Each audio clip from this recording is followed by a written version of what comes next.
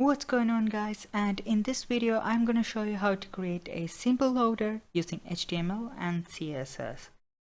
And first things first, we need to create our HTML document, and for that I am just going to press this exclamation mark and then press the enter key. So you don't need to go by the hassles of creating the body tag, the head tag, and defining the character set and all that kind of boring stuff.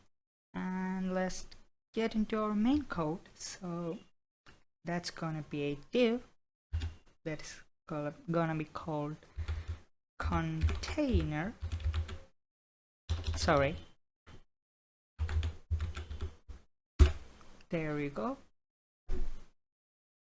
And then inside that div I'm just gonna create another div called loader.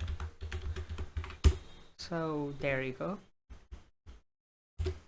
So that's it from the HTML part of things. I'm just gonna save it and then move on to our CSS file. And here, first of all, I'm going to define the container. So dot container.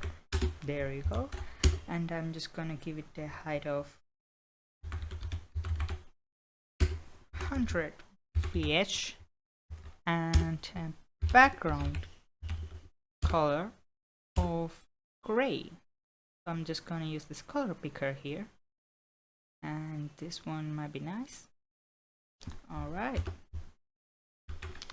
let's see how it looks. I'm just gonna host it, and nothing happened. And that's mainly because I haven't given a link to my external style sheet. So I'm just going to do that, and I'm gonna specify the link here. So relation rel, it's gonna be style sheet, and then type, it's gonna be text / CSS, and then the actual, the path to my external CSS. So it's going to be href style dot CSS. There you go. And then I'm just gonna be changing the title of the document to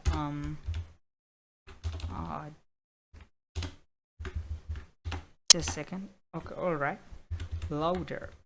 Sorry, loader. Damn it. Loader. There you go.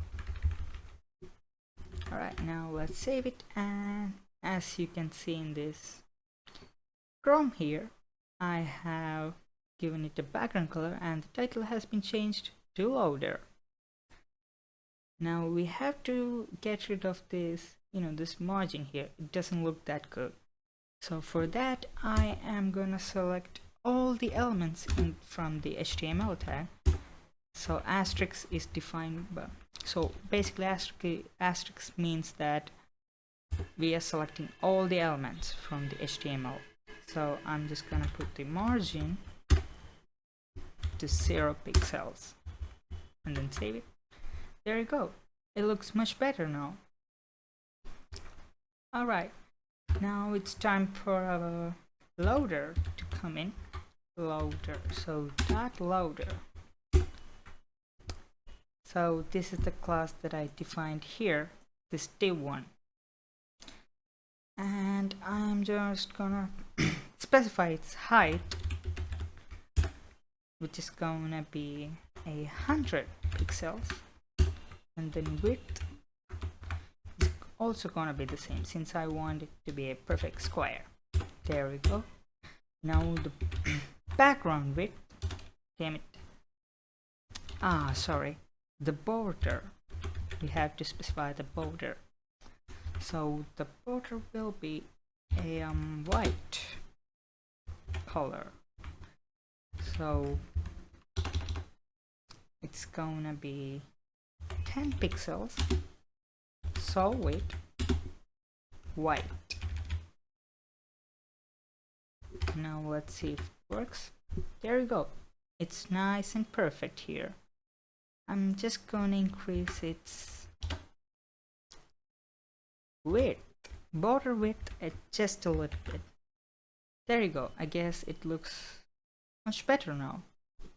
Alright, now for our loader to look a little bit cooler, or make the sense of motion, we need the top part of our border to be some other color. So border, so in order to do that we have to specify its top color, so it's gonna be 16 pixels, same as the other one, solid, and then red. But I need to change it to a much cool looking red, so it's gonna be a little darker here. So now I'm gonna save it, and there you go. It looks much better now. And I'm just gonna change its black color to a little bit of grayish color. There you go. I guess it looks much better now.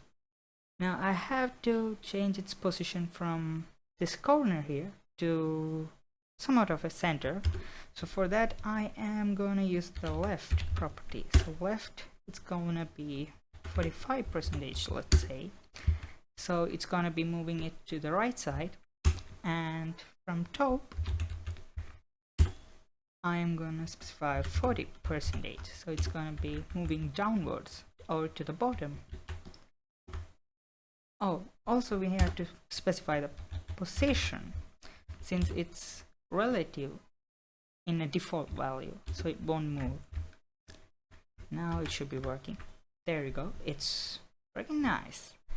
And I am gonna, oh sorry, next thing we have to do is to add a border radius. So border radius, which is gonna be 50%. Now we have a nice circle here. Alright, we are moving on at making our animation. So for making animation we have to use the add keyframe functionality. So add keyframes and then give it a name, any name. So this is going to be what your animation is going to be. This is basically the animation's name. So I'm gonna just do it, give it the name of loading, and then from 0%, oh alright, 0%. So this is gonna be its initial position when it's doing nothing, basically. And I'm just gonna give it a transform rotate 0 dig, which means degree. So it won't move at 0%, and when it's 100%, which means its last state of this whole animation, it's gonna be at a 360 degree. Ah damn it, I meant transform rotate 360 degree. There we go. Right, so we have specified our animation, we have created one, but how do we implement it in our loader? So for that we are going to use animation property and then give the name of your animation. So here I have given it the loading as a name. So this is going to be the animation name, and then the animation duration, the time it takes to complete this one specific animation. So I'm just gonna put 2 seconds, and then linear, which is the animation timing function.